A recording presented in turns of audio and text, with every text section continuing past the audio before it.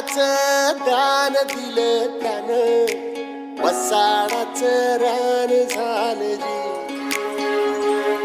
अर मातीच्या पोटात अस्मानाचं बळ माऊलीची लाज राखजी. या